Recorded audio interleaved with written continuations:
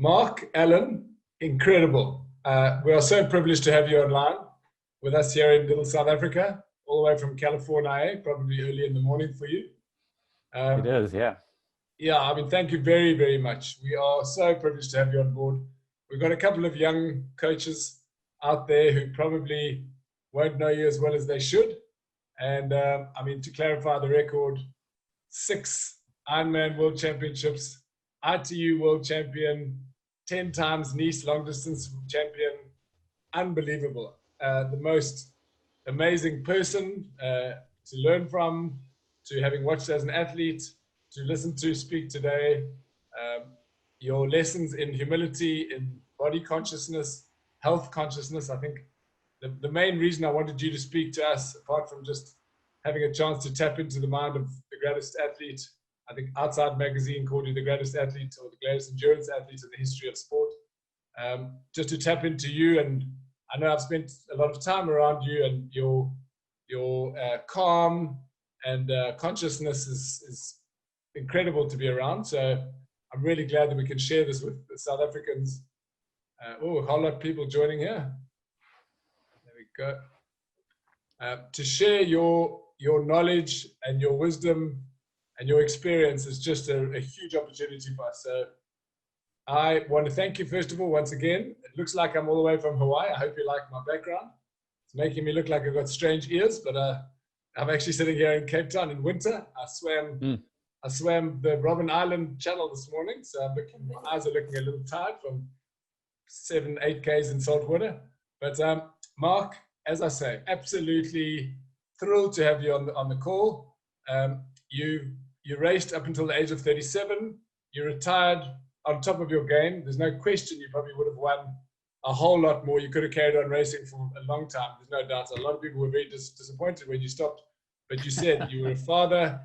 You were a guy who recognized that his body wouldn't keep going at that level for much longer, and that it would have long-term health repercussions. And that is truly the message that we want to portray. Is the sport is there to make you a healthier person, to excel the best you possibly can, of course, but your teachings are all about managing your body, listening to your mind, listening to your peers, your experts. You've said so much. You've written quite a few articles for us in our triathlon Swim Bike Run magazine over the years, and people always find them very powerful because there's a great deal of depth and wisdom. It's not just about performance. So, Mark, if I can maybe start by saying, you raced, you enthralled us all. I think let's be honest. I think you and Dave in '89, you put the sport on the map, I guess, on the global stage. But you yourself, having won at all different distances and being such a prolific character, especially coming from America, really put triathlon on the map. And you had a massively successful career. And you're now in your 60s, probably the fittest 60-year-old I've ever met, surfing, living the good life, still living our brand as a sport. And we're so privileged to have you doing that as an ambassador. And we saw you at World Champs in 2018 in Port Elizabeth after you surfed Jeffreys Bay. I just want to start by saying, tell us a bit about your life since triathlon, since moving into coaching, why you stayed in triathlon, and what you've learned as an athlete moving into being a coach, so that being on the other side of the lens, so to speak. Yeah, well, thanks for having me, everybody. Thanks for showing up and listening. Hopefully I'll have a few good stories and some good information to share with you. As Paul mentioned, I retired from competition when I was 37. I started when I was 24. It was back in 1982. And the final Ironman I did was in 1995. That was the sixth and final one. And when I went into that race, I knew that it was going to be my final Ironman. And part of the reason is that athletically, I kind of had my bag of tricks, the things that I wanted to try to implement into my training each year to see if I could just get a little bit better. Because throughout my entire career, I had one overarching goal, and that was to retire from the sport on my terms, meaning retire healthy, uninjured, not burned out. And that's a tall order when you're really pushing yourself at a world-class level, because the the closer you are to achieving the upper limits of your genetic capabilities, the closer you are to getting overtrained, to getting sick, to burning yourself out, to having injuries that can force you out of competition. And so, I trained in San Diego in the winters and Boulder, Colorado in the summers. And in Boulder, there's a lot of world-class athletes, cyclists, runners, swimmers, triathletes. And I had seen a lot of them push their bodies a couple years too many beyond when they should have actually retired. And then all of a sudden their performance goes downhill. They get frustrated, and then all of a sudden, they're trying to push harder to get that one last little performance out of themselves that would say, okay, now I can retire. And they don't get it, and they just completely burn themselves out, and then they can't even do what they enjoy, which is to stay fit and to exercise and to be healthy and to be strong and vibrant. And so anyway, in 1995, that was my final Ironman. I'll tell the story of that race maybe toward the end of the time together here. But each year, throughout those years from 1982 all the way till I retired, actually the final year that I raced was 96, I was implementing different tools and techniques and looking at every aspect of coaching philosophies that I could, and asking myself, what new thing can I add in to build my performance a little bit more, to make me stronger, to make me more fit, to make me more resilient, to dial in my mindset so that when I go to races, I can actually pull out that great fitness that I have put in place through my training. And the thing about that is that it took me almost an entire season of trying something new before I really could understand if it worked or not. And the reason is that a lot of philosophies that you see about coaching come out of testing that either doesn't have anything to do with endurance sports, or it's in studies that are too short to really tell you the bigger picture of stuff. So for example, if a researcher picks two groups of athletes, and this is just a random idea, picks two groups of athletes, and for 4 weeks, one group just trains nice and steady, and the other group actually does some speed work and some strength work and stuff to really activate all their muscles, really pushing that upper limit of training intensities. The group that goes hard for those 4 weeks is probably going to outperform the group that was just kind of going steady. Okay. So somebody might look at that and go, aha, okay. So if you do speed work 3 days a week, and you do this protocol on your swim, bike, run, faster sessions, if you do that all the time, you're just going to get faster and faster and faster. Well, we all know that that's not true, right? Maybe for 4 weeks that philosophy works, but for 8 weeks or 12 weeks or 16 weeks, all of a sudden you see that it's completely burning you out, or burning your athletes out to have them try to maintain that level. So 1995, I knew that was it. I was done. I put the last little kind of tweaks to my training in place, and I had perhaps what I think really was the greatest race of my career. Most of the folks that I raced against, my contemporaries, didn't have that clear vision on when to get out, and so they over-raced. They raced too many years, and then they did burn themselves out. They did. Pretty much every one of the athletes that I coached or that I raced against who pushed it too far have had overuse injuries, and they've had surgeries since they retired, and they can't just even maintain a super healthy lifestyle by just doing moderate amounts of exercise. As Paul sort of threw in there, 2 years ago, I was in South Africa for Ironman 70.3 Worlds, and my go-to sport now is surfing. I've done that since I was a kid, surfed for, I think, 45 years now. I am not the best guy on the planet in surfing. It's like, you're lucky if you have one thing that you can be pretty good at, but to have two things that you might be at the top of something, there's no way, but I love it. And so I went to Jeffreys Bay for about 5 or 6 days before I actually had to start working at 70.3 Worlds. And you can see in the background here, there's a painting of Jeffreys Bay. Yeah, Super Tubes. And that year, apparently they had not had a very good winter, the winds were really wrong all the time when the swell was showing up. You know, global climate change, nah, nothing like that's going on.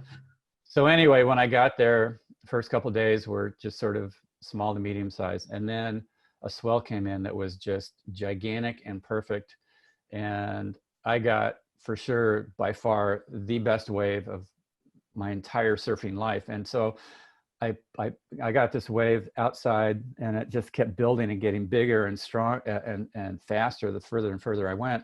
And I could see guys down the line thinking I wasn't going to make it because they were starting to paddle, and then they'd pull out because they'd see that I was going to make it. Anyway, finally I pulled out, and I thought, I'm 60 years old and I got the best wave of my life. You know, how is that possible? And so I'm bringing all this around to coaching, because as coaches, you know, my personal feeling is that one of the goals should be, one of the primary goals is to keep your athletes healthy.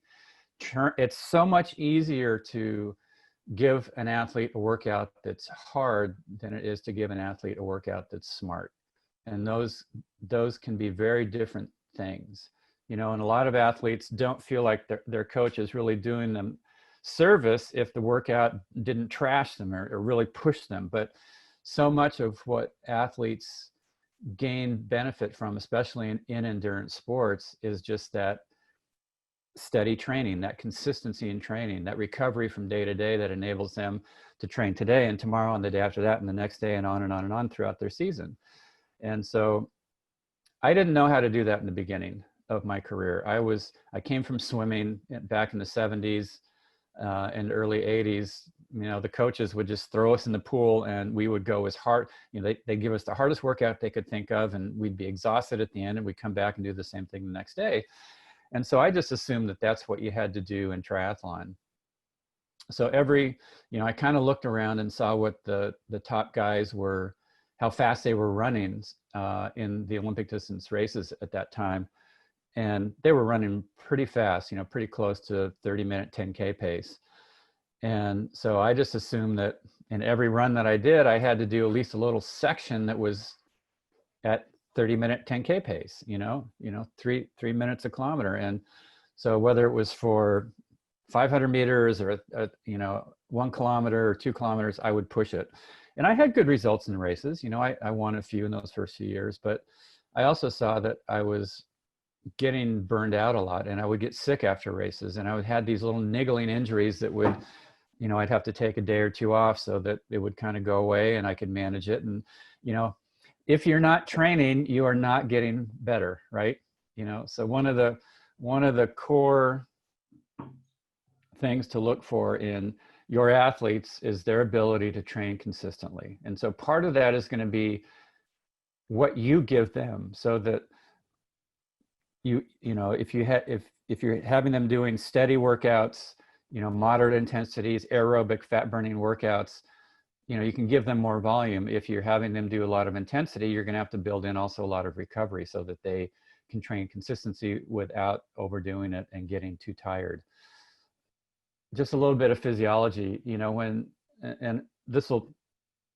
I'll bring this back to what my basic core coaching philosophy is. You know, you have two basic, and you guys will know this, you have two basic physiologies in your body. You have aerobic fat burning energy systems. You have, and that happens at low to moderate intensities. You have high intensity anaerobic workouts that are carbohydrate burning.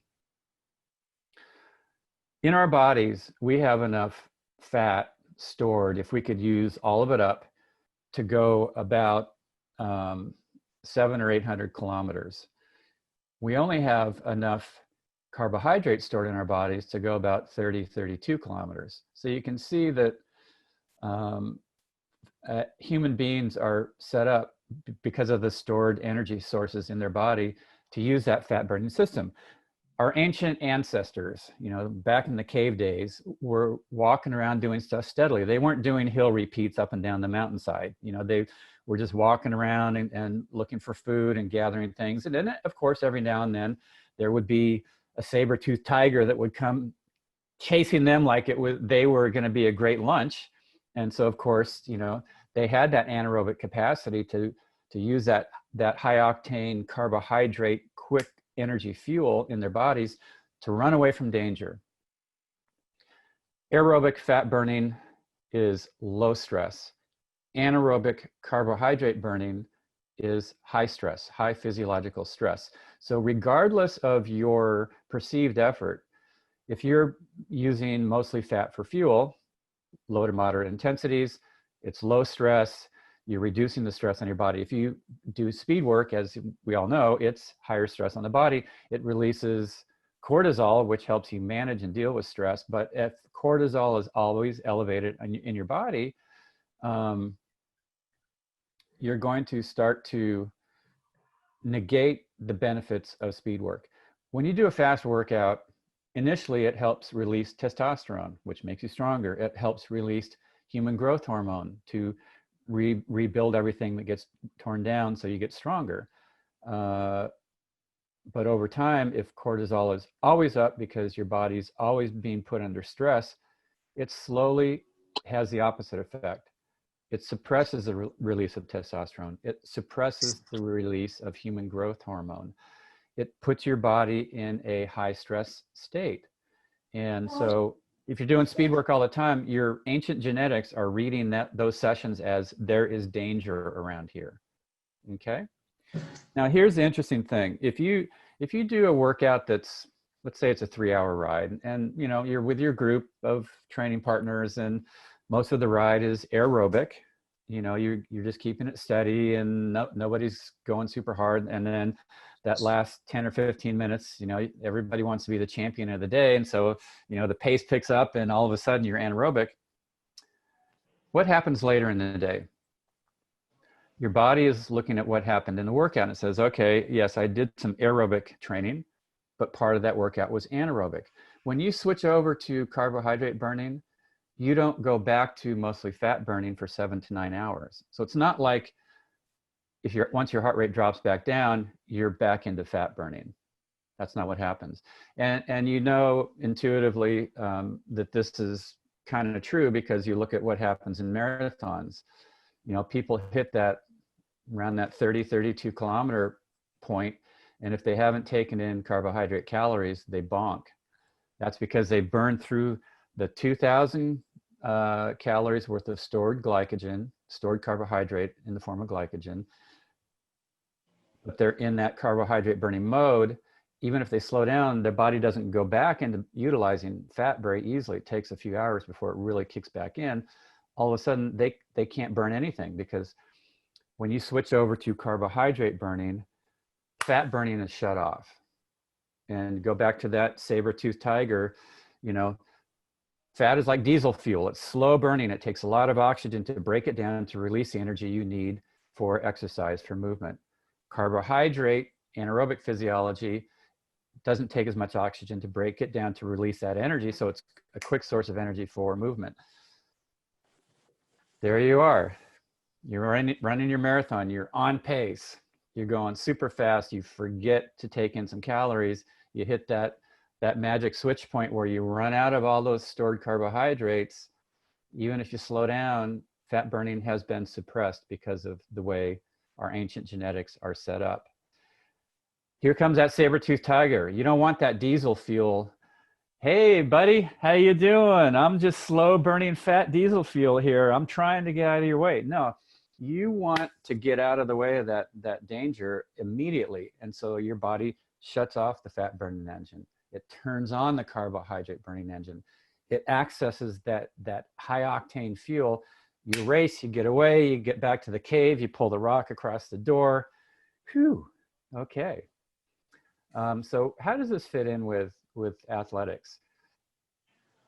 Physiologically, any event over about 4 minutes is going to benefit from having developed that aerobic endurance physiology. So if you can finish, excuse me, if you can finish your Ironman in under 4 minutes, all you got to do is fast stuff. However, if your sprint triathlon or your Olympic distance, your 70.3, your full Ironman is going to take more than 4 minutes, which I think it probably will, you're going to get a huge amount of fitness gain and performance improvements by developing that aerobic system. Excuse me. So fast forward to 2 years into my triathlon career, I saw that, you know, I was doing my hard stuff each and every run that I did, a lot of the same kind of training on the bike. Finally, I met a guy named Phil Maffetone who had been doing a lot of research on using heart rate to regulate intensities in training. And he said, look, you know, you're just going too hard all the time, and you've got to slow your workouts down and really divide them up into chunks of time where you're training aerobically, developing that fat burning physiology, because that will determine the size of your athletic engine. Humans have a huge capacity to gain fitness improvements by developing that fat burning engine. But that only takes place if you don't keep going anaerobic all the time. He said, here's another thing that happens. When you're training anaerobically like that all the time, your max heart rate is going to be super high, but that doesn't mean that you're going necessarily faster at that high max heart rate. It just means that your body's working harder. He said, when you slow it down to train aerobically, at first it's going to feel like you're barely moving. He said, so we'll go to a running track. I'm going to give you a heart rate monitor, and I want you to get your heart rate up to about 155 beats a minute, and then we're gonna time a mile, and we're just going to see what your pace is. And so, you know, the heart rate monitor that he gave me wasn't like the, you know, nice, sleek Garmin wrist read thing that you got now. This thing was this gigantic box, and I had to strap it around my chest, and the readout of the heart rate was on the top of it. You know, there was no other way to see it. And so I was kind of embarrassed. I got this big chunk on my chest, and I had my t-shirt over it, and I was running along, looking down my shirt to see when my heart rate was going to hit 155 beats a minute. I barely got moving, and I was already pegged it. And so I timed a mile, and it was about 3.5 minutes a mile slower than I was used to going in my training. I thought, I am not going at a pace. I was 25 years old at the time. And I said, I'm at this pace, I can't even beat guys that are twice my age. And he said, don't worry about it. Train aerobically for a month. And then at the end of that month, I was going to have a half Ironman that I was going to be competing in. And I thought, all right, let me just try it. You know, I'm up for trying things, because you just never know what might work. And so I tried it, and I went to that race, and I beat everybody: Dave Scott, Scott Molina, Scott Tinley. And I felt so strong compared to anything I'd ever done before. And so that became kind of the base of how I developed my training philosophy. Do a bunch of aerobic stuff, fine tune that athletic engine, that endurance engine, with speed work, because that is important to do, of course. Without speed work, you're just not going to race your best. Here's one of the reasons why. When you do training that gets your heart rate up towards your maximum heart rate, that is what raises your VO2 max. As you raise your VO2 max, your ability to get in oxygen quicker, that not only makes you faster when you're going fast, but it helps you get oxygen in quicker when you're going at moderate paces, which enables you to keep burning fat longer at higher intensities. So when I started doing this, like I said, I had to slow down over 3.5 minutes a mile. I don't know what that is per kilometer, but it's a lot, you know, just to keep myself aerobic. And slowly over time, I was able to run a little bit faster, and a little bit faster, a little bit faster. And eventually I was able to run not quite a 3-minute kilometer and be aerobic, but still quite fast. And so in the races, when all my other competitors had heart rates that were 10 and 15 beats higher than mine, I had so much more reserve to go into and to tap into. And that was one of the reasons I was able to keep improving year after year after year. This was also a philosophy that helped me to keep my body from getting burned out and injured. You know, I mean, I pushed it sometimes, and I had to back off and miss a few days, but overall, for 15 years of competition, I got better each and every year. I didn't start coaching until the very, very end of my career. And I started out, excuse me, I guess I'm about to stop smoking cigarettes. It's kind of getting to me, you know, just kidding. We make, Um, I'm sure you got some of our good daka, our ganja from South Africa to take back to the border with you. Jay well, Bays, all that stuff. we've actually had 5 weeks of horrendous fires here in California, and Sure. up until yesterday, I hadn't seen blue sky for 5 weeks. Yesterday was the first day where the smoke cleared enough that I could actually see the sky. It's been pretty bad, but anyway. Toward the end of my career, I was contacted by an athlete who wanted me to coach him, and he lived in Chicago. I was in California, and I said, sure, why not? That might be fun. And so I got out my Excel spreadsheet and I put some bike run workouts in there, and I gave the guy heart rates, and I took him through different phases of training. I built his base, and then I gave him speed work, and then I tapered him down for his big races, and he had some really good results. And then I started coaching 2 people, and then 5 people, and then 10 people. And then all of a sudden I realized this is a lot of work, to get these training plans out for these athletes. Eventually I was able to get my coaching online, which I started in 2001. And it was 2001 was when there was a .com crash and everything internet was drawing back. And that was when I launched, and people said, you can't coach people online, but as you know now, pretty much every training plan is delivered online. You don't print out a schedule, most coaches anyway. And so I realized there was, there's a number of kind of coaching, there's a number of coaching philosophies. And as a coach, it's important to understand what kind of coach you want to be. Some coaches are really good with in-person training with their athletes. Other coaches are really good at delivering training plans online to athletes all over the country or even all over the world, and to tap in either with phone calls or Zoom calls or just day-to-day emails, finding out how the athletes are doing, looking at their training data. So it's important to kind of figure out what type of coach you want to be. Maybe you're a blend of those two. I travel a fair amount, and so I just knew right away that I couldn't have training groups necessarily, because if I'm gone half the time, my athletes are sitting there going, well, what do we do? Where's the coach? We're paying him and he's not here. So delivery online was how I started to develop my training. Now I use a platform called Final Surge, it's similar to Training Peaks, but it's super easy to use. It's super easy for the athletes to understand. I can build the training plans right in there. Everything's on their calendar. Everything uploads right into each workout. I get notified each day and see the key measures that I want to look at in somebody's workout to see how they're doing. I see I see the distance that they went. I see the time it took them to do it. I see their heart rate data. I see their stroke rate, their cadence rate. I see their pace. And then they can also put in how they were feeling in the workout, comment on it, ask me questions, and I can comment right back. Anyway, so figuring out what kind of coach you want to be is one of the most important aspects.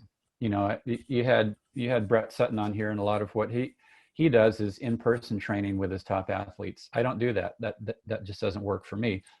It clearly works for Brett. He's had probably more world champions than any single coach on the planet. A second thing as a coach is to understand what's the amount of time it's going to take you to provide the service that you're promising for your athletes.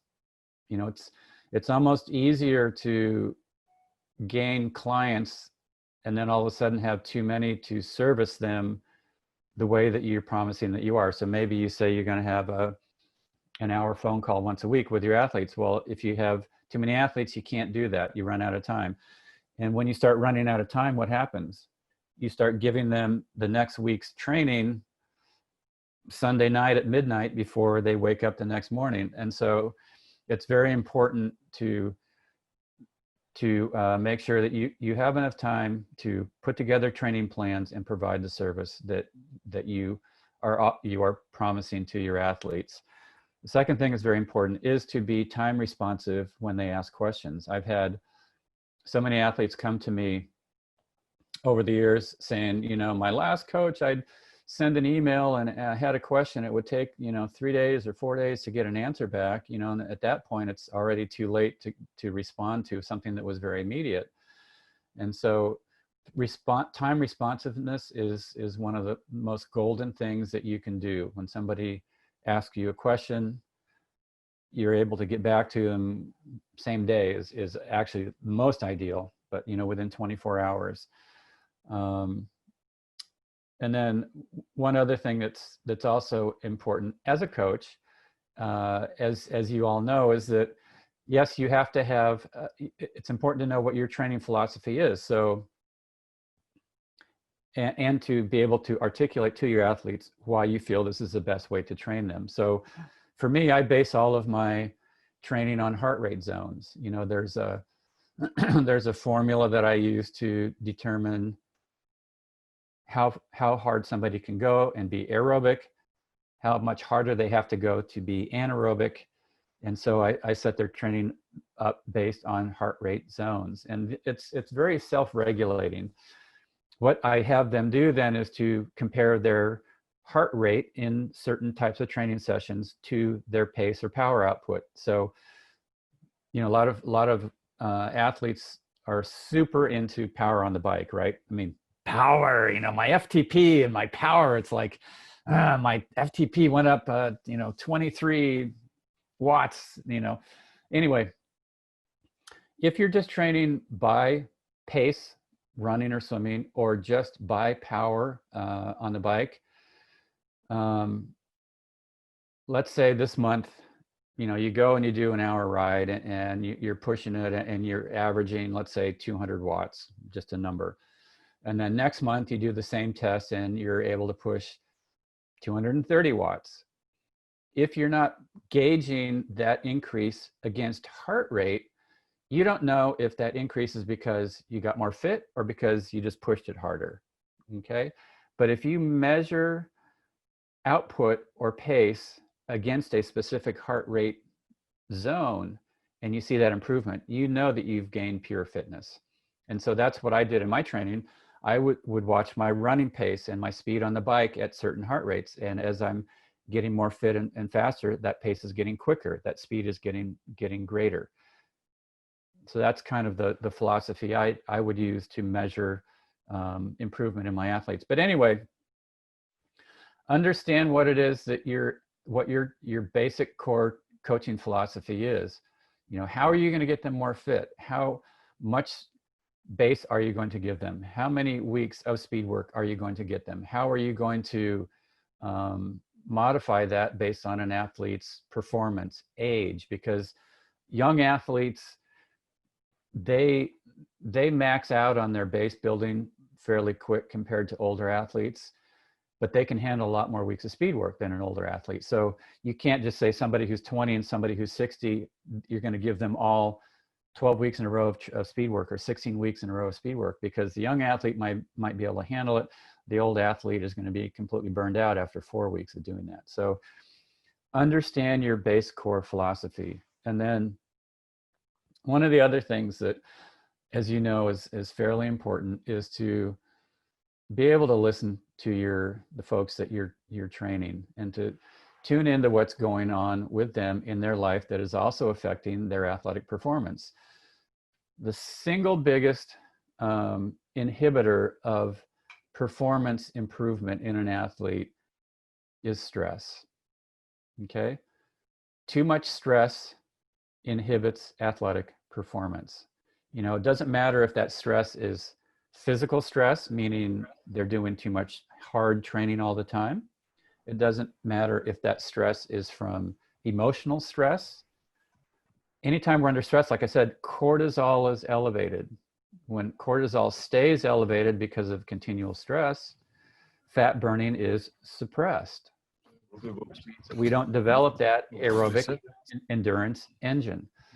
And we know this is true because, think of a high stress executive. They're sitting at their desk, they're under stress, cortisol is elevated even though their heart rate is resting. Continually elevated cortisol shuts off fat burning, so their body isn't developing that fat burning physiology. So fat starts to build up on their cardiovascular system, and then all of a sudden, boom, they have a heart rate, they have a heart attack. So being able to tune into your athletes, ask them simple questions. How's, you know, especially when you see that they're not getting faster.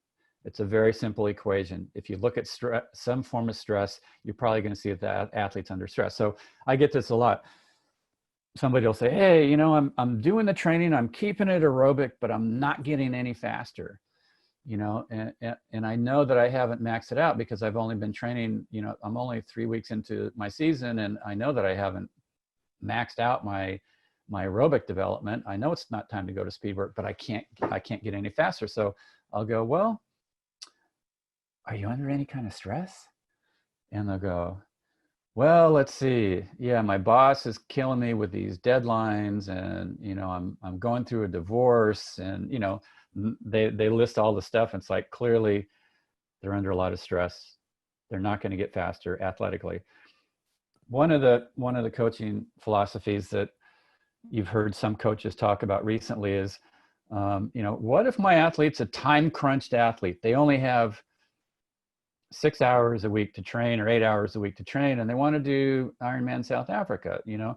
So what I've done with my athlete is I just have them do short sessions that are super high intensity. What's probably going to happen with that athlete? Well, if they're already under time crunch stress and you have all of their workouts be anaerobic, you're probably going to put them into a hole. And so, you know, it's also important to kind of sit down with your athletes at the beginning of the process of working with them and say, okay, you know, what are your A races this upcoming season? You know, let's see, okay, you want to do a half Ironman as your goal race. You want to do an Ironman as your goal race. Well, how many hours a week do you have to train? And then figuring out, is it a realistic goal? And, you know, getting them into a training program that will help them to be consistently able to train. So I'm throwing a lot of stuff out here. Maybe I should stop for a sec. Does anybody have any questions on anything that I've said so far? Mark, it all makes enormous sense. I think it all feeds into one pipeline, which is manage your athlete. And I think a really important question at this stage is, when does the coach make a call? I mean, we've had Ironman events cancelled all over the world this year in COVID. And there's been coaches who've said things like, I'm pulling my athletes from this event. And other people say, well, since when is it their job? It's the athlete's call, they pay the coach. And you've talked about burnout, you've talked about stress, you've even talked about heart attacks. This is serious stuff we're dealing with.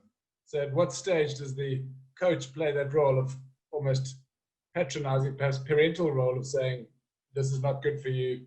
I don't want to coach you if you're going to force me to put you into a dangerous life situation. Yeah. You know, you as a coach, you're the eyes and the ears that hopefully will enable an athlete to see those things about themselves that they can't see because they're too close to it. You know, an athlete, especially when they start to get overtrained, they might not see it as overtrained. They might experience that state as feeling like they're actually getting out of shape. And so it's going to be your job to say, look, I mean, first and foremost, if you're tapping into your athletes pretty consistently, you're going to start to see patterns where, you know, they're really good for 2 or 3 days, and then it seems like they're just exhausted and sore, and they can't, you know, they're like getting a little irritable, and it takes them a little bit longer to recover. That's a very important time to say, okay, wait a minute. These next 2 days, you know, you had these big workouts coming up. I just want you to go out and run 30 minutes easy tomorrow. I want you to go the day after that and spend 30 minutes or 45 minutes or an hour on your bike easy. I don't want you to do that 4-hour bike ride. I don't want you to do that 20-kilometer run or whatever it is. So that hopefully you catch that overtraining before it becomes something that is serious. But sometimes, you know, athletes are really good at hiding fatigue, you know, and triathletes are type AAA, you know, they want to push. You don't have to motivate many triathletes. Most of them, you got to put the brakes on them and rein them in a little bit. But there might come a point where, you know, you have an athlete who wants to race, you know, 4 weekends in a row, or do 3 Ironmans in 6 weeks, or what, something ridiculous. And, you know, it is important as a coach to say, look, I know you have this dream. I know you want to do this crazy thing, but as a coach, I don't see it as something that's safe. And then explain to them why. And if they're just super stubborn, then it's up to you to decide how you want to handle it. You know, I do have some athletes who every now and then they come up with something crazy they want to do. And my initial thing is to give them the coaching perspective and say, look, this doesn't make sense. You want to do, you want to do a marathon, and then 2 weeks later you want to do an Ironman, and then you want to, you know, whatever it is. And if you can't talk them out of it, you got to decide, okay, do I want to keep working with this athlete or not? And if you do want to work with them, try to come up with a scenario that will enable them to actually manage this crazy thing they want to do. And so maybe you say, okay, we're going to have you do the marathon, but I want you to hold it back to a certain pace so that you don't have a lot of muscle breakdown. And then when you do your Ironman, you can do it. We're going to hold you back on the pace on that a little bit so that, you know, you don't break down too much in that. And then afterwards, we're going to give you a month of recovery, or whatever it is. You know, come up with some scenarios that maybe in the big broad picture can be balanced. Because as you know, you know, at any one time in an athlete's training cycle, nothing is balanced, right? When you're having them actually overreach, go beyond their fitness to bring their fitness up to a new level, you do that for short periods of time, and then you back them down to recover. So when you're kind of pushing them up, that's not balanced, because they can't continue that forever. And when you back them, when you give them a recovery week or 2 recovery weeks or whatever it is, that's not balanced either, because if they're at that low level of training, they're never going to get fit. So my goal is to, over the course of an entire season, make sure the athlete is balanced, meaning that looking at the number of races they're doing, looking at the total volume of training that they're doing, make sure that at the end of that season that they do have a big recovery period if that's what they need, so that when they go into the following year, they're going to be fresh again.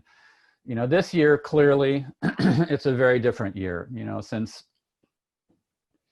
sometime around early March, nobody's raced, basically. You know, there's been a handful of events, but basically nobody's racing. And so I don't know how you guys have handled this period with your athletes, but what I've really tried to get mine to focus on is seeing that there's so much value in training that goes beyond any race result. You know, when you're in and running, that helps you to be healthy. That helps your mind to stay fresh. It helps reduce your stress. And so during this time, a lot of athletes initially wanted to just throw in the towel and quit training. I'm like, wait, no. Train for your sanity. Train to reduce your stress. Train to keep yourself fit, because at some point, races will come back on the calendar.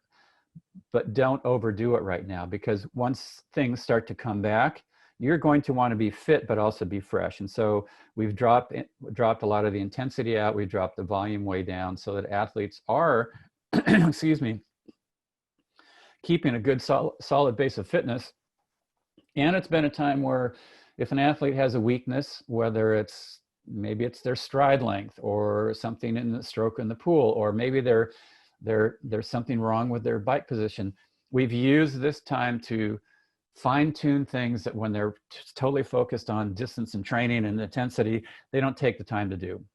Okay, had them do a lot more core work, a lot more balance work, stretching and flexibility work, so that, you know, their bodies are actually becoming stronger and more supple. And a lot of athletes are saying, you know what, when this first hit, I thought, this is ridiculous, why am I training? But now I'm seeing that without having to be so focused on performance, everything's just a little more relaxed. And, you know, some days when I don't feel like training now, I don't train, and I feel actually healthier because of it. And so it's, you know, it's a trade-off. Obviously, people don't have that excitement and that reward of really testing their fitness, but at the same time, if used properly, this can be a real rich period for learning about their bodies, tuning into their bodies, building their weaknesses up so that when races do come back, they are at a more balanced, higher state in all three sports. So Mark, you've touched on a couple of really important things there. You yourself took 2 steps back in your life, once when you joined the Mapatone frame of thinking, and the other time when Mats was a little baby and you were pushing hard and realized that you needed to be a great dad. And both resulted in you upping your game and improving as an athlete and your greater performance. The second thing is that you talked about gauging and feeling and understanding your body. When you raced Ironman, when you won 6 Ironmans, when you won Nice 10 times in a row, when you went unbeaten for 2 years, 21 races, crazy. You didn't have a power meter. They went around. Now we've got tools that can tell us if we're overdoing it. And we've got heart rate monitors that work with power. And we've got all these tools, but then we start being guided only by tools and we forget about the human feeling element. Talk us through that in terms of managing athletes themselves and them managing them, you managing athletes and them managing themselves with the tools they've now got. Yeah, that's a great point. You know, I think we can get information overload. Some athletes, not all, but many athletes, especially when they first get into the sport, they don't have an awareness of what's going on inside of their bodies. And so they might think that they're training easy when actually physiologically they're training anaerobically, they're training too hard. And so what these tools can do, using heart rate and power and measuring your pace and measuring your cadence rate and all stroke rate, all these kind of things, they can help you develop an awareness of your body that it can fast track you into understanding what a sensation in your body actually is. So, but when you start to have to look at your Garmin to figure out if you're happy or not, you know, that's when things can get a little out of hand. And so I like to have a certain amount of data. I don't dive deep into every second of a workout to see what was going on. I don't need to do that. You know, so one thing you want to try to do is to see the broad stroke of what is going on with somebody. So if you're looking in deep detail at every single workout, you know, some days an athlete is going to perform better than you had hoped. Other days they're not going to be up to the standard that you know they should be. You want to see where the long-term trend is going, okay? Because otherwise, then you become like the dog chasing the tail. They had a good workout, so you go, oh, they're in better shape than I thought. So you up their training, and then 2 days later they're overtrained because you pushed them too hard. Or maybe they had a crappy workout, and so you freak out and go, oh no, you know, they're exhausted and they're too tired, and so, you know, I'd better cut their workout way back tomorrow or the following day, or that long ride this weekend, when in reality it was just because they had one lousy night of sleep, let's say, and they could have easily managed that big workout that was coming up. You want to look at overall trends. Are they generally getting faster, or are they generally always overtrained, or are they always tired? And look at those trends and then adjust accordingly. And so that's kind of how I like my athletes to use the data, to give them a broad view of, you know, like each one is just one little snapshot of a day, but it's not your entire life. And so what's happening over time? Yes, you are getting faster. You know, maybe today your pace was off a little bit, but look at where you are compared to where you were a month ago. Okay, you're faster, you're putting out more power, or you're not getting any faster, you're not putting out any more power. We need to look at what's blocking your what should be expected fitness improvement. Is it stress? Is it something with your diet? And somebody asked, you know, what do I think about nutritional supplements and eating for recovery? What's challenging today is that a lot of the soils are depleted of nutrients that were in foods years ago, you know, 100 years ago, 200 years ago. And so even though somebody might be eating a pretty healthy diet, maybe they're not getting all of the nutrients that they need to replace because of what they're doing with their training.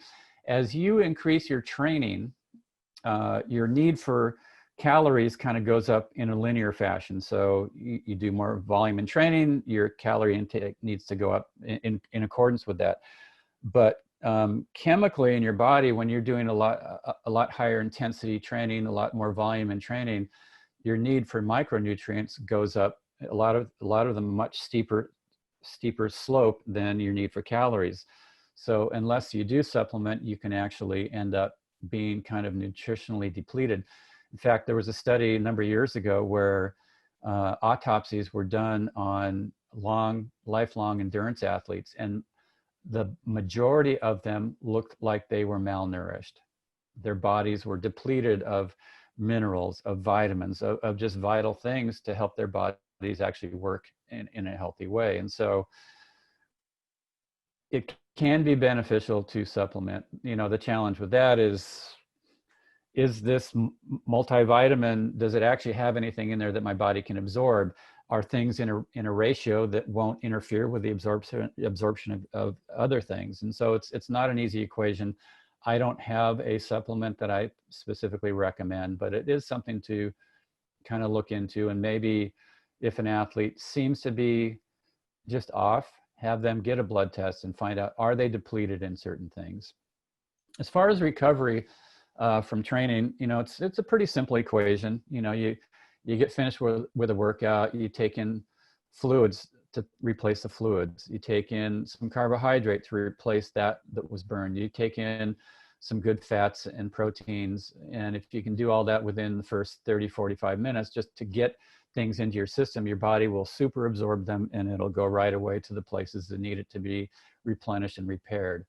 One thing that's interesting is that in the bigger picture, as an athlete ages, they need more protein percentage-wise in their diet to stimulate their body to do the recovery. So a younger person, somebody who's 20 and somebody who's 60, if you give them the same amount of ratio of protein in their diet, the 20-year-old might recover fully, the 60-year-old might not. Because, and I don't know what the physiology is or why this happens, but older folks need a little bit higher percentage of protein in their diet to stimulate their body to do the recovery, the repair, so that they stay strong, stay resilient. So that's just like a little tidbit coaching secret tidbit that I threw in there. Well, that's very useful. I think it was Dave at the awards dinner at the World Champs. You and Dave were having a chat, and he was saying that he feels that most gastrointestinal issues were because athletes are so neurotic about running out of energy. They have too much, more than they would ever do in training. They drink and eat like crazy early on in the race, and when they get off the bike, it hits the fan. Yeah, you know, a human digestive system can only absorb 300 to 350 calories an hour. It can only absorb about a liter and a half worth of fluids per hour. And if you exceed that, it just sits there. And if you got too much sitting in your digestive system, then the whole process shuts down. And then you get nauseous, you get sick, you throw up, you stop absorbing. And so you run out of gas. And I raced Ironman in Kona 12 times. 11 of those 12 times I got nauseous and threw up. That's not a good endorsement for my nutritional plan that I was using in the race. The only time that I actually didn't get sick to my stomach, that I got the nutrition right, was in my final Ironman in 1995. And part of the reason that I got it right was that I stopped trying to be on a schedule where, you know, I wanted to get in these water bottles on the bike and this much on the run. I was overdoing it and I didn't know it. And so in 95, in that final Ironman, I just basically went by what my body was telling me to do. So, you know, in a long race like that, your body also, interestingly, has absorption cycles. So there's periods where you can absorb a ton of calories, and then there might be a half hour later where you can't absorb much at all. And so if you're every 15 minutes trying to get in whatever it is, 75 or 100 calories, sometimes you'll be able to get that in, absorb it, and other periods throughout the day, it'll be too much. And so if you kind of have your general overall plan of how much you want to get in terms of calories, in terms of sodium, in terms of overall fluids, but do it when your body's telling you to do it, then you have a better chance of getting it in and absorbing. When you can get a bunch, your body can take in a bunch, and then you back away from it a little bit when your body's like, no, I can't do it right now. So I'm glad you raised that. I actually told somebody you wrote that in an article in the magazine a couple of years ago. And when I said to somebody that you had mentioned going through feeding cycles, almost referring to, you said that almost hunger cycles when you felt like it. Now, there's a famous saying that if you drink when you're thirsty, it's too late. So those two, there's kind of, where is that? You know, where do we drink before we're thirsty, but when we know it's the right time? Well, I've heard that saying also, but I'm not sure I agree with it. You know, I mean, if you're not thirsty, you're not thirsty. You know, thirst is, we have thirst as a survival mechanism. You know, if we didn't have a good thirst mechanism, we'd either be bloated from water all the time, or we'd be dehydrated and we'd die. But all of us look, yeah, you all look pretty good, you know, so your thirst mechanism is working pretty well.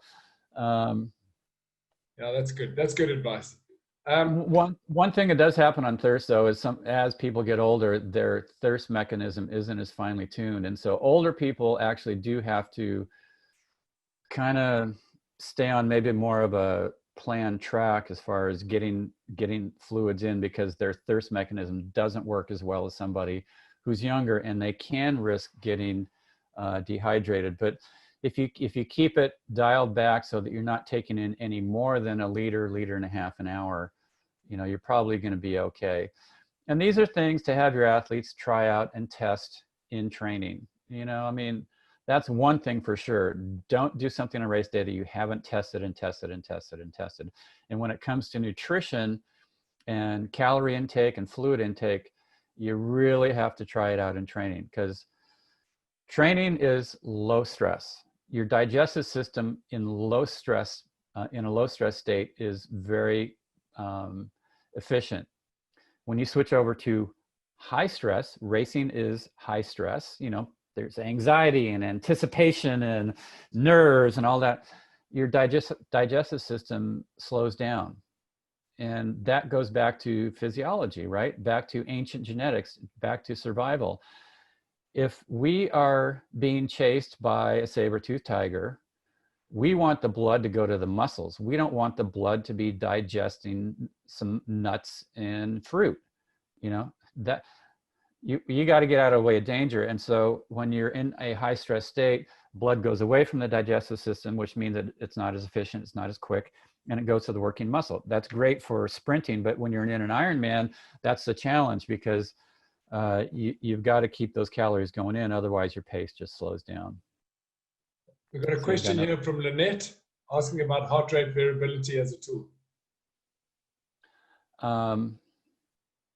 Heart rate variability is interesting. I've tried it on and off. I think it's, for me personally, you know, it never showed me anything that I didn't know anyway.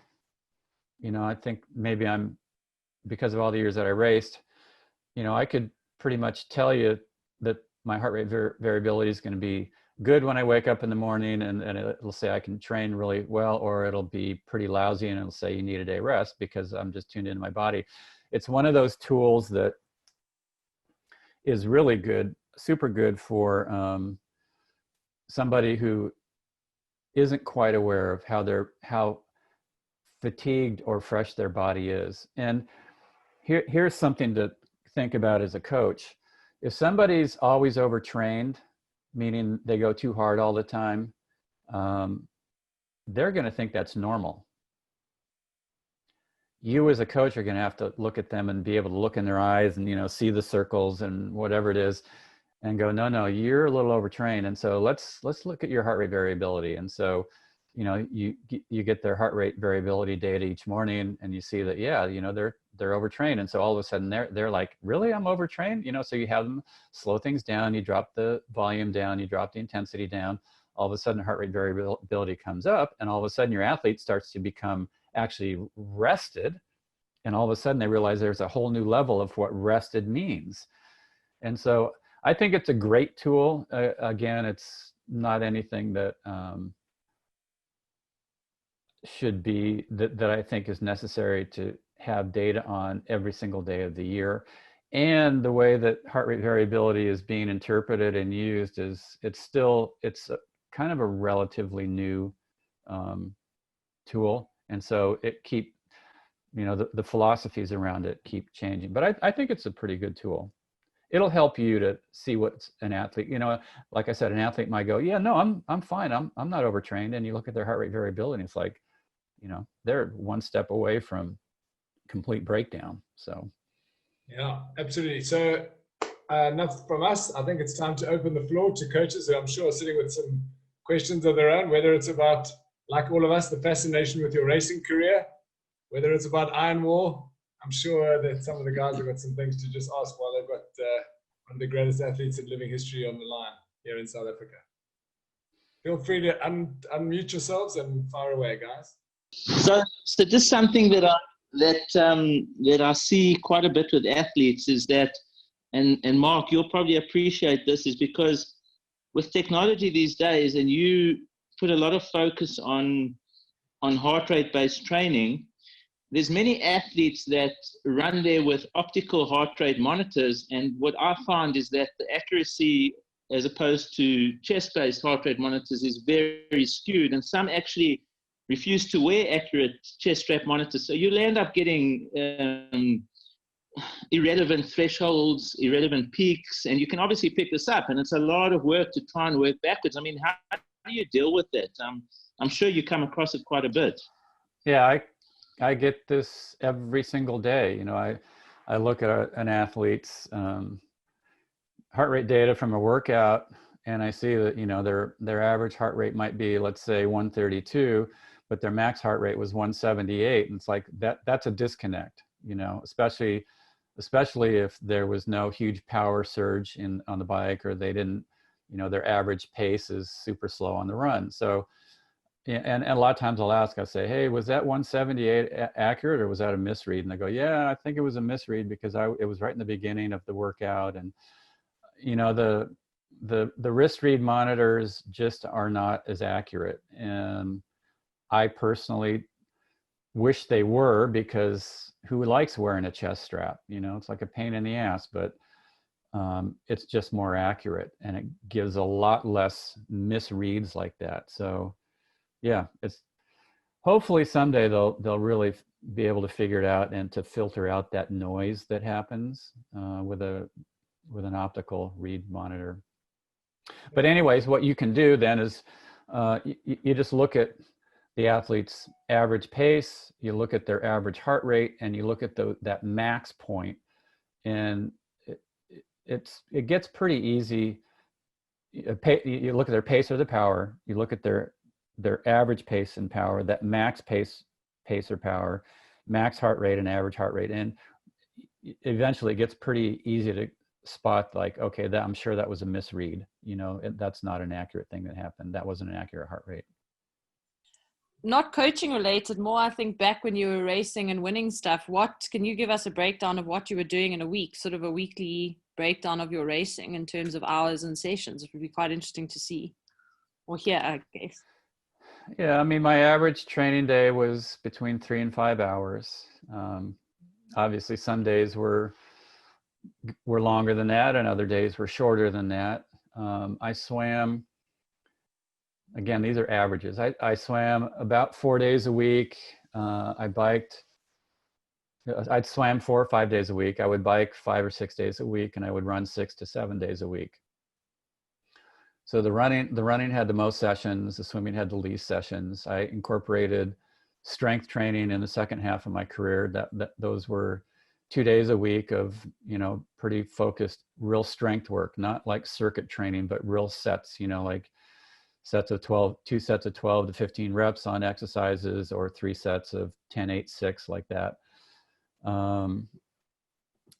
When I built into my Ironman training, I had a block of about 8 weeks that were very Ironman focused leading into the final taper before Kona. And I would cycle through. So 1 week would be a super long run week, run swim week. The next week would be a super long bike week. And then the third week would be just sort of recovery in all 3. And then I would do that again. And then I would taper down into Kona. You know, what I did during that time, you know, it was a lot of miles, and it was a lot of, I still kept up my speed work. And one of the reasons, 2 reasons that I kept speed work going during during those final 8 pretty hard weeks leading into the Kona taper was exactly what I talked about earlier, because you need speed work to help raise your VO2 max. And as your VO2 max goes up, not only do your fast speeds get faster, but your aerobic pace also gets faster. And that was very important. And then the second reason, you know, and my athletes ask me this a lot of times. I'll go, you know, why are you having me do 400s on the track when I'm getting ready for my Ironman? And the reason is that even at aerobic speeds, you know, basically everybody's racing an Ironman aerobically. Maybe on a hill, somebody goes beyond that, but basically Ironman is an aerobic event. When your aerobic slow twitch muscle fibers start to fatigue, if you have trained your fast twitch anaerobic muscle fibers, you can recruit them for movement even at slower paces.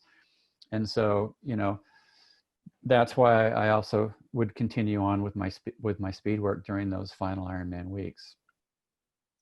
So I don't know if that's enough detail or if you want more, but that's kind of, and keep in mind, you know, this is what I did for a living. So 3 to 5 hours a day, you know, 30 hours a week or so. I had a lot of time to take naps and to get to bed early and to do training when my body was ready to do it, not when I had an available time open during the day between work hours and all that. Mark, I'm actually quite interested to hear, you mentioned something actually during lockdown, your concept of building consistency with a bread and butter run. I, for one, am a typical triathlete, frustrated by a decent swim, a decent bike, and a decent swim, a flat out bike, and a walk run.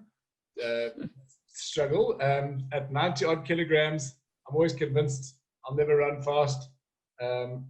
Is there a genetically sort of zoned ability level where somebody who's going to ever run a 30 or 33, you know, is in that zone, whereas somebody who's a 40 plus isn't going to get there? A good bike, a lot of training, strength work, whatever. Richard Murray learned to swim from a complete non-swimmer. It feels like running is one of those things that's so genetically directed. You have to almost accept that you won't make it at that level. Well, there's a genetic component to everything that happens in sport. And so, like for me, I was a swimmer growing up. I swam age group competitive swimming for 12 years from the time I was 10 all the way through university. Last year I did that I was 22. And I was very mediocre on the grand scheme of swimmers, even though I swam day in and day out and double workouts and, you know, just a gazillion hours in the pool, because I don't have the genetics to swim fast. You know, my shoulder flexibility isn't as flexible as somebody who's, you know, Michael Phelps. I don't have those shoulders. I don't have those levers. I don't have those big feet. I don't have knees that can bend backwards. However, you know, I'm put together genetically to run pretty efficiently and to cycle pretty efficiently. And so, yes, in all 3 sports, there's a genetic component that you just can't overcome.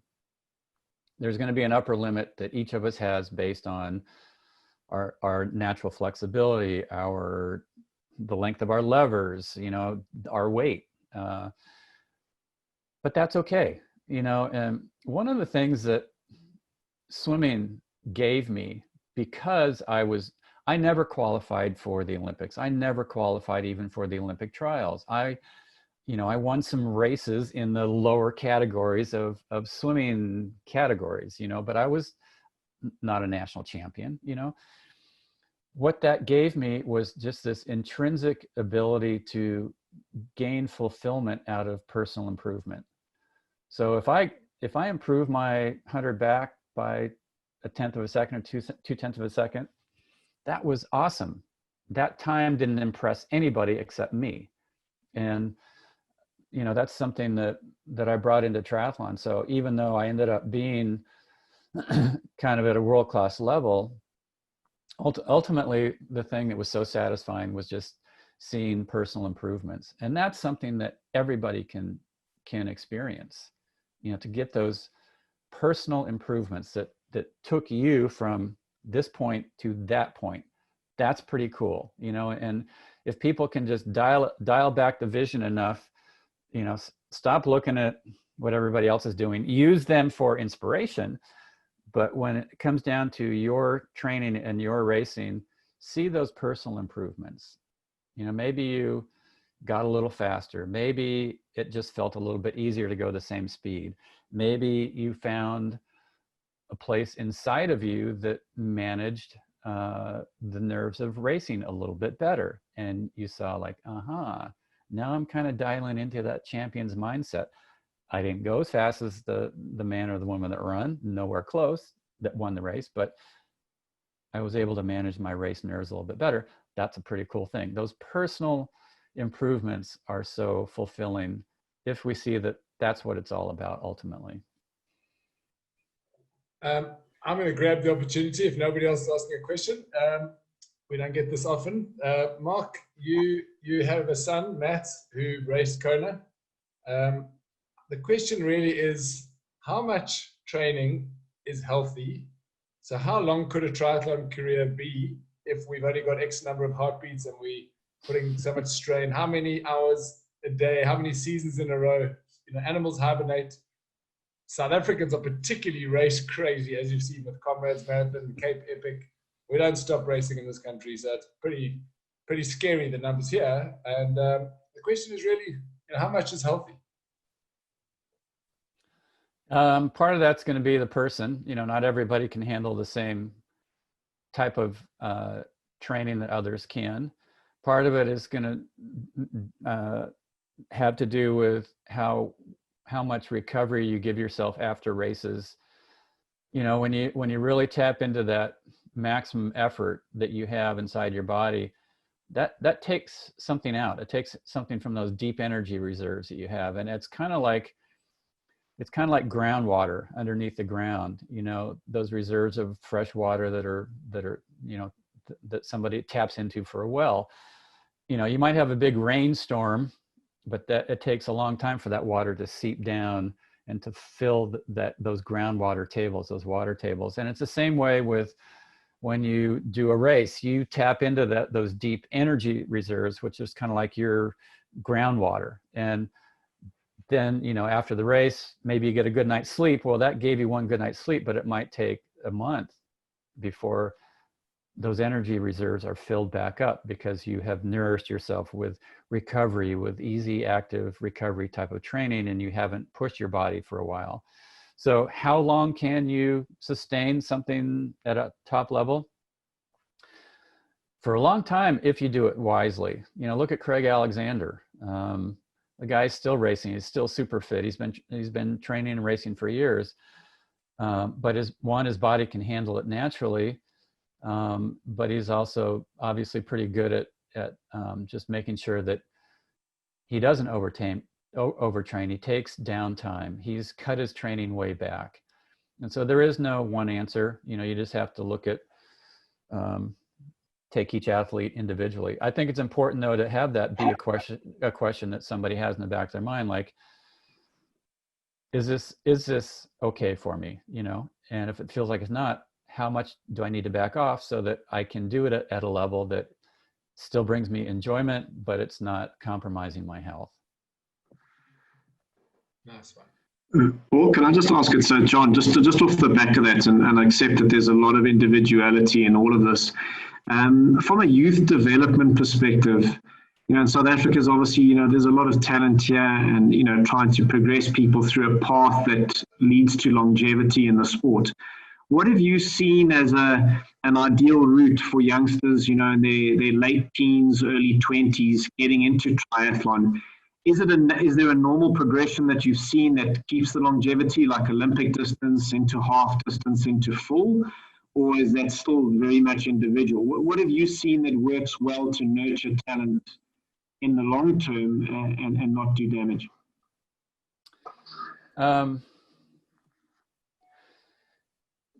Well, one thing to just sort of back up on that is that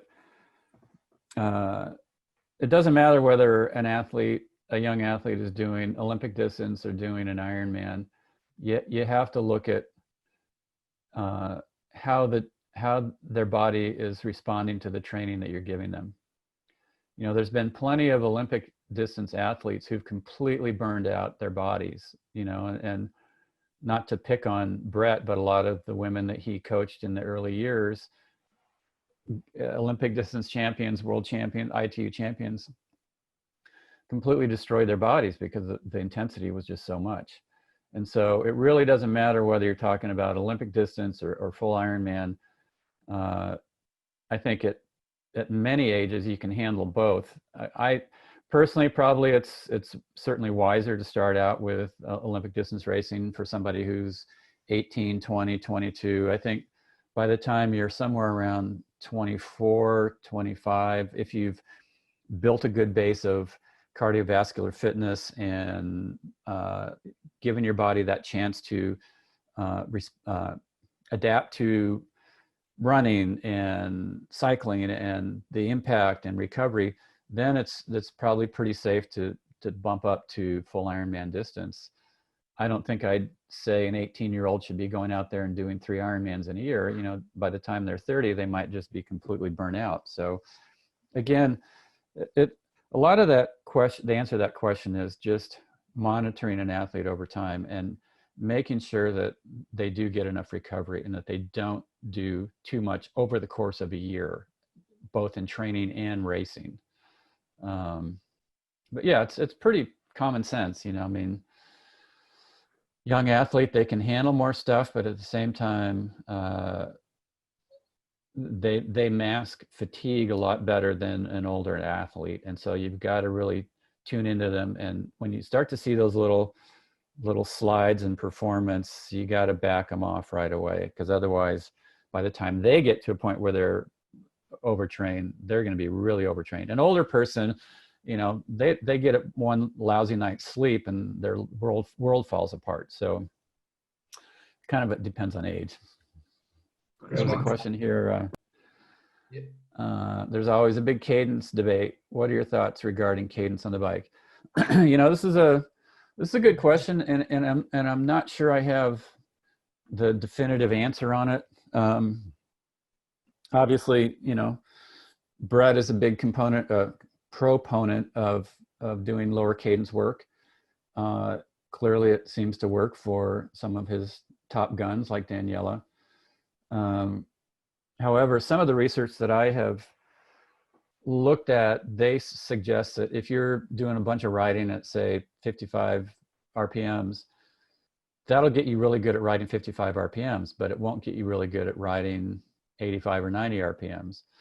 And so if your goal is to gain strength from doing lower cadence work, one of the most efficient ways to do that is to put your bike into a really big gear and come to a complete stop. So you're basically not moving, or you're going super, almost not moving. And then to accelerate in that big gear up to top speed. So you're going like 20 RPMs when you first start out, and then you get it up to 85 or 90 RPMs in that big gear. And then once you get up there, slow down again to almost a complete stop and keep building up. So you're doing very short accelerations in a really big gear to get yourself up to speed and up to cadence. But to go out and do a 3-hour ride at 55 RPMs is not necessarily going to give you the same thing. I think it's good to vary the cadence in workouts, though, you know, so that your body does get a full diet of cadence rates. So, you know, if you're going to be doing Olympic distance races, you know, you're going to want to get efficient at 90, 95 RPMs. If you're doing an Ironman, you want to be efficient at 80, 85 RPMs. But being efficient at a specific RPM is enhanced by becoming efficient at RPMs that are higher than that and RPMs that are lower than that. It just builds a broader base for your body to work from.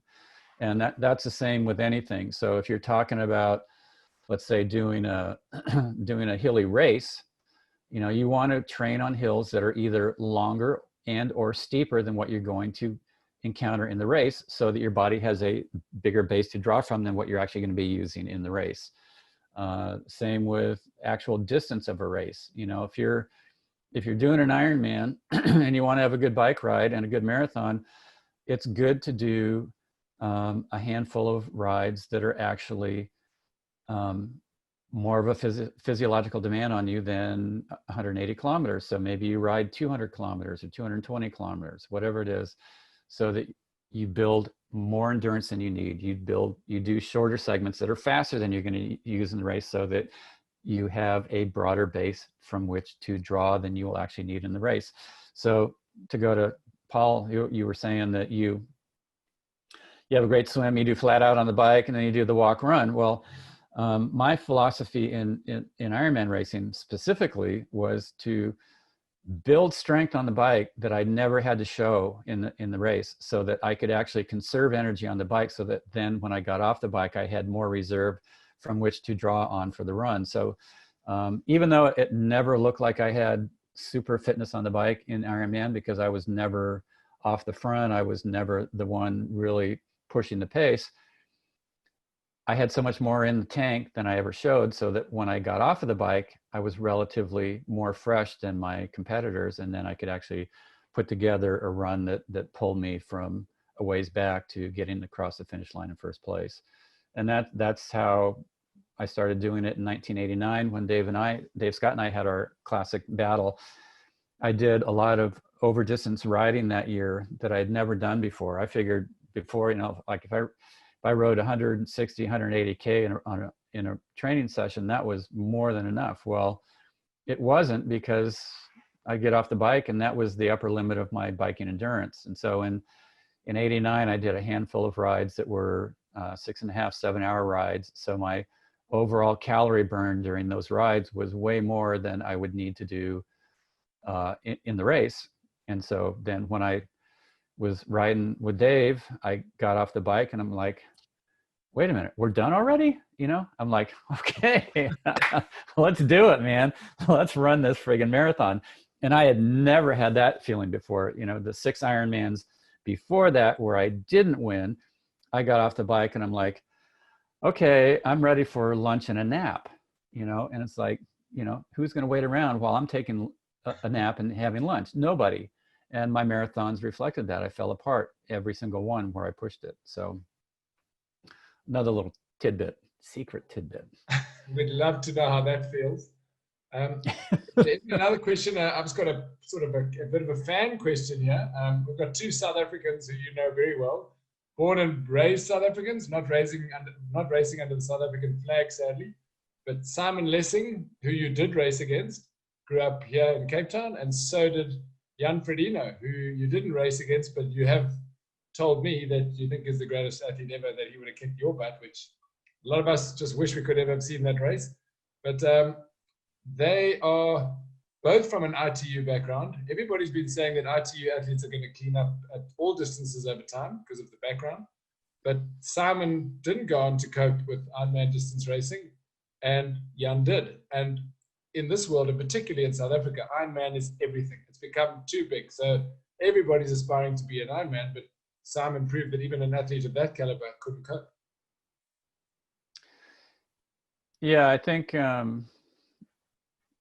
you know, there's 2 takeaways from these scenarios. One is that if you develop that super high-end anaerobic speed, that and then you add in the right type of endurance training, that can enable you to have a great Ironman, as Jan Frodeno has shown. And that is also how I approach my Ironman training. You know, back in the 80s when I was first doing triathlon, we were expected to be world class at Olympic distance and Ironman distance all in the same year. So I had, you know, certain periods of the year where I was focused on Ironman distance, and I had certain periods during the year where I was focused on Olympic distance. And so the training was very different for each of those two approaches, but it gave me what I felt like was a complete physiological package to draw on when I was actually doing either of those race distances. You know, fast forward to Simon Lessing coming into his pursuit at trying to do well at Ironman. Clearly, as an Olympic distance racer, he was one of the best of all time. He came into Ironman, and I think, from my understanding anyway, he probably didn't back down the intensity quite enough and tried to keep that up too high. And so he ended up doing big volumes, but also a lot of intensity along with it. And he never optimized that endurance building base that he needed, and probably got a little bit overtrained. I don't know what Jan does for training, but clearly he's dialed in that magic mix and blend of aerobic, anaerobic, endurance, and speed. But yeah, for sure, ITU racing gives you a great base, but then depending on how you're hardwired, you may not have the discipline to actually slow yourself down enough to do those longer workouts in a way that enables you to have both the endurance and the speed. You know, there's been, you know, Javier Gomez hasn't had he hasn't quite figured it out, even though he's got the capacity to do well at both distances. Simon didn't quite figure it out, even though he's got the capacity to do really well at both distances. Jan figured it out. Brilliant. Simon Lessing, by the way, my final race was in 1996. It was an Olympic distance race in Thailand. It was non-drafting format, and Simon was in the lead. I wasn't with him on the bike, but I was closing on the run, and I just ran out of real estate. I came in 12 seconds behind him in second place, and all the other guys from third on down, they're like, dude, why are you retiring? I'd keep going if I was only 12 seconds behind Lessing. I mean, the dude's the best in the world, Olympic distance right now, and you're 12 seconds behind him and you're going to retire? And I'm like, yeah, because if I keep going, I'm going to burn myself out. I feel good. I'm not injured. I'm healthy. I'm motivated. I have energy, and I want to take all of that and move into whatever's next in my life. And so that's, you know, how I transitioned into coaching and doing speaking and just all the stuff that I do nowadays. Which we love and observe with fascination. I think we've all loved tonight. And is there any questions? Mark, I just want to say thank you so much for responding to the invitation to be our guest speaker. And we will broadcast this. It has been recorded, so we'll put that out. But just to say thank you very, very much on behalf of all the coaches for being with us tonight and for your invaluable advice.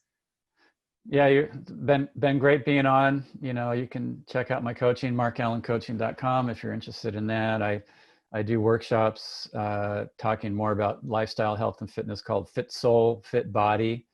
And you can see information on those at fitsoulfitbody.com, or you can go to shamanism.com.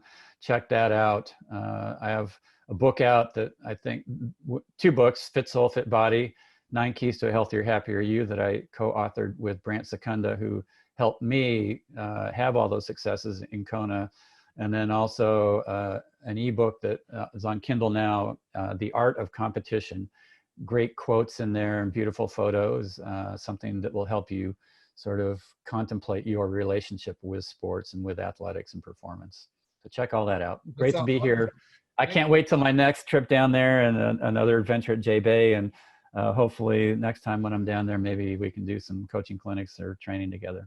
Absolutely. We'd love that. So we'll put all those links onto the show, onto the package.